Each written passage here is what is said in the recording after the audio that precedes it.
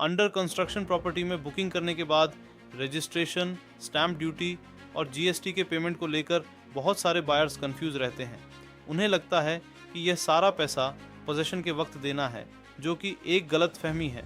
Builder को token amount देने के बाद ये टैक्स कब, क्यों और कितने दिनों में भरना ज़रूरी है, इसका पूरा सच सीधे और साफ शब्दों में समझिए। First, stamp duty and registration. Maharashtra RERA नियम के मुताबिक जैसे ही आप बिल्डर को कुल फ्लैट वैल्यू का 10% या उससे ज़्यादा अमाउंट पे कर देते हैं, बिल्डर के साथ अग्रीमेंट फॉर सेल रजिस्ट्रेशन करना कानूनी तौर पर अनिवार्य हो जाता है। आमतौर पर बुकिंग के 30 से 45 दिनों के अंदर या बिल्डर के अलॉटमेंट लेटर की शर्तों के मुताबिक आपको स्टैम्प ड्यूटी और रजिस्ट्रेशन का पूरा अमाउंट क्लियर करना होता है।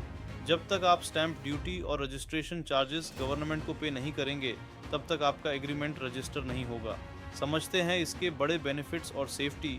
रजिस्ट्रेशन होते ही सरकारी रिकॉर्ड इंडेक्स 2 में उस फ्लैट पर आपका कानूनी हक दर्ज हो जाता है। इसके बाद बिल्डर चाहकर भी उस फ्लैट को किसी और को दोबारा नहीं बेच सकता। कोई भी रेपुटेड बैंक आपके होम लोन का डिस्बर्समेंट तब तक शुरू नहीं करेगा जब तक आपका एग्रीमेंट पूरी तरह रजिस्टर नहीं हो जाता। अंडर कंस्ट्रक्शन प्रॉपर्टी पर जीएसटी, स्टैम्प ड्यूटी की तरह एक साथ वन टाइम नहीं देना होता।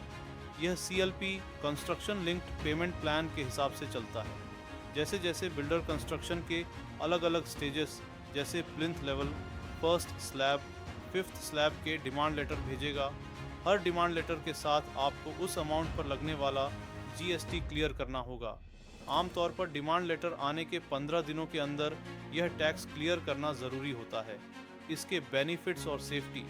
जब आप कंस्ट्रक्शन के हिसाब से जीएसटी और पेमेंट क्लियर करते हैं तो बिल्डर रेरा के नियमों के तहत काम समय पर पूरा करने के लिए कानूनी रूप से बंध जाता है।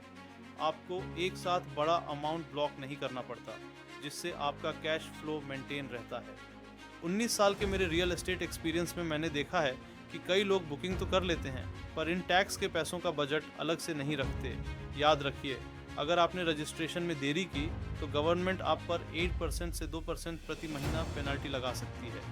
वहीं अगर जीएसटी और बिल्डर की डिमांड टाइम पर क्लियर नहीं की तो बिल्डर कंस्ट्रक्शन डिले का बहाना बनाकर आप पर इंटरेस्ट चार्ज कर देगा। इसलिए किसी भी अंडर कंस्ट्रक्शन प्रोजेक्ट में टोकन देने से पहले अपना ऑल इंक्लूसिव बजट ज़रूर चेक करें। अगर आप भी मीरा भाईंदर या मुंबई में किसी अंडर कंस्ट्रक्शन प्रोजेक्ट में इन्वेस्ट करने का प्लान कर रहे हैं और बुकिंग से लेकर लोन और टैक्स लायबिलिटी का पूरा सही कैलकुलेशन समझना चाहते हैं, तो बिना किसी कंफ्यूजन के मुझे आज ही कॉल कीजिए।